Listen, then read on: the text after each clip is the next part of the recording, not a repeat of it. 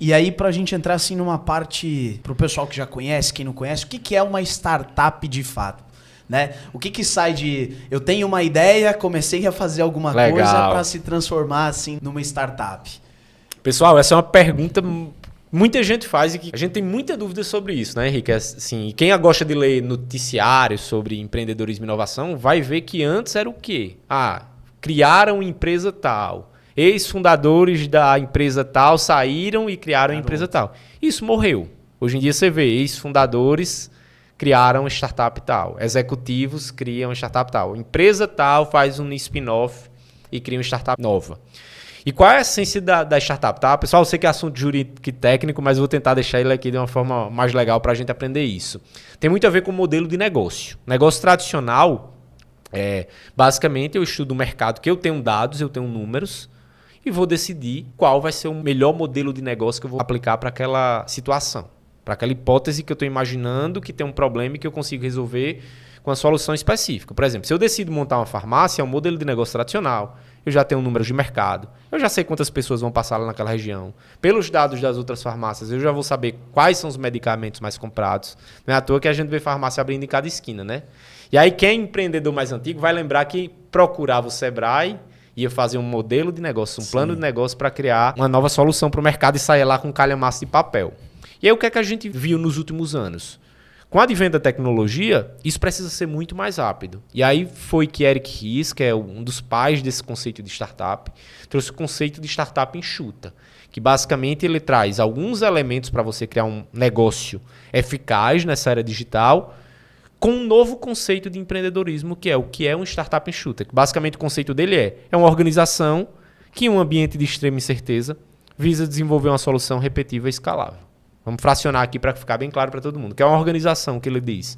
Basicamente pode ser uma pessoa física ou uma pessoa jurídica. Ou então um cara que é empreendedor. Eu sou estagiário de Henrique. Eu posso ser uma organização para esse conceito? Posso.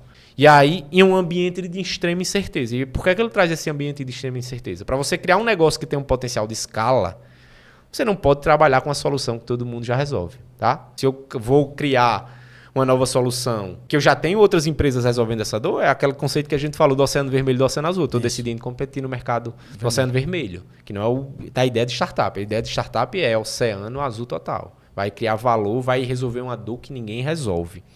E aí eu tenho a ideia do repetível e de escalável, que eu tenho outro conceito por trás, que são das organizações exponenciais, né?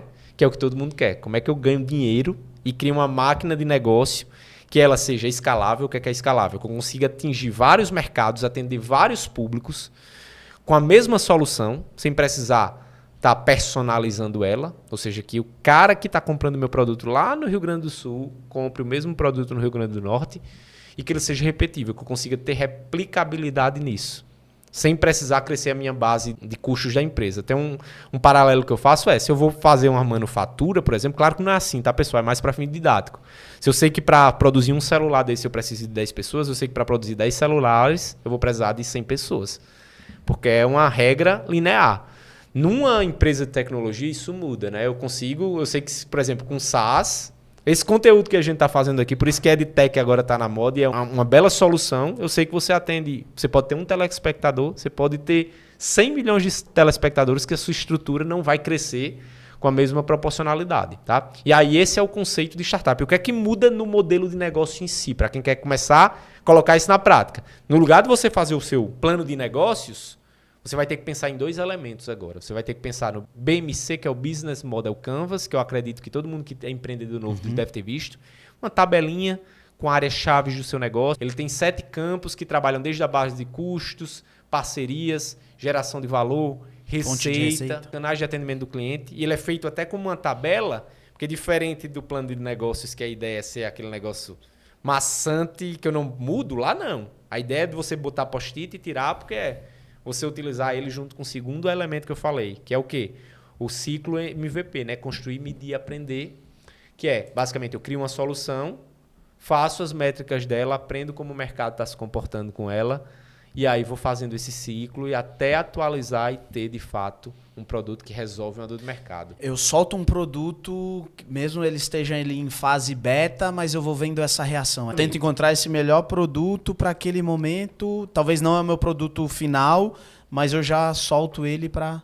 Exatamente isso, meu amigo. No lugar de eu, por exemplo, como eu vou trabalhar no mercado tradicional, de eu montar uma loja, alugar um ponto, fazer de tudo para saber como é que o mercado vai se comportar, se eu vou ter cliente ou não, a ideia é que eu comece com algo que eu resolva a dor com o menor custo possível, tá? E tem até um doutrinador indiano, um escritor de livro, não vou lembrar o nome dele, que ele disse que uma startup é como se fosse um avião numa pista de decolagem, num precipício, né? Que eu tenho que fazer ela levantar antes de terminar a pista, que a pista já é a quantidade de recursos que tem, porque senão eu não resolvi nada, eu só perdi dinheiro. E a ideia é justamente essa. No lugar, por exemplo, se eu estou decidindo montar uma paleteria lá no meu bairro, a ideia de startup é, no lugar de você alugar um ponto, montar, gastar com infraestrutura, começa validando. Talvez você alugar um pontinho ou então botar um freezerzinho numa pracinha ou num canto lá, sei lá, numa cigarreira que já tem. Não sei se aqui em São Paulo o pessoal dá outro nome, tá? Cigarreira é muito no Nordeste, que é banca de revista agora. Pra ver se vende antes de fato eu ter um investimento total sobre isso. E aí foi nesse cenário de celeridade no processo de validação que surgiu esse conceito do Lean Startup, né?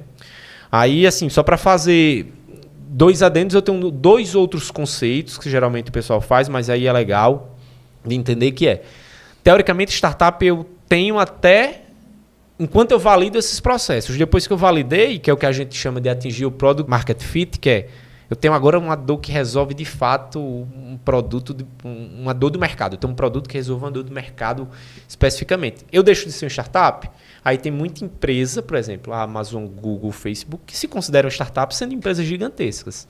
Que aí é um conceito mais cultural, né, de inovação constante. São empresas que estão buscando a todo momento ter inovação. Startup seria o momento que a empresa está de negócio ou pode ser o modelo? Pode ser os dois. Pode ser os dois. Não como, por exemplo, a Amazon se denomina como um modelo que pode ter 50 anos, eles vão continuar sendo uma startup, porque talvez é o fluxo de ideias, de produtos novos que eles vão criando. Eles são uma empresa consolidada, mas tem um monte de startupzinha ali com vários intraempreendedores criando negócios a todo momento. É exatamente isso. E uma outra pessoa lá da outra região, ela realmente está no modelo muito embrionário, inicial, e de criar ali o BMC e o MVP dela, é isso? É exatamente isso. São empresas que pensam que elas não podem permanecer com os mesmos processos. Que elas têm que estar sempre inovando e evoluindo e criando novas soluções, porque senão o mercado vem e engole elas. E aí tem um terceiro conceito que é o jurídico, que é o chato, que antes a gente não tinha, né? E aí era uma dor de cabeça, porque dependendo do programa de fomento de inovação, sei lá, vamos pegar assim, FAPESP. A FAPESP lançava uma bolsa para fomento em empresas de tecnologia, startups.